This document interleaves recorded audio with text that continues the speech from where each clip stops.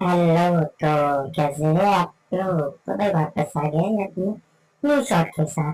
और आज हमारा डे 24 रेगुलर जिम का टाइम। पता है रेगुलर तो नहीं, क्योंकि बीच में बहुत ज्यादा गैप हो गया था। उसका भी रीजन मैं आपको बताता हूँ, क्योंकि भाई तुम्हारे भाई की तबीयत खराब हो गई थी। और क्या करें, जिम भी है भाई, सब कुछ होता रहेगा, सहन तो करना ही है। बट जिम कंटिन्यू करना है, क्योंकि वो बॉडी तो बना नहीं है अभी।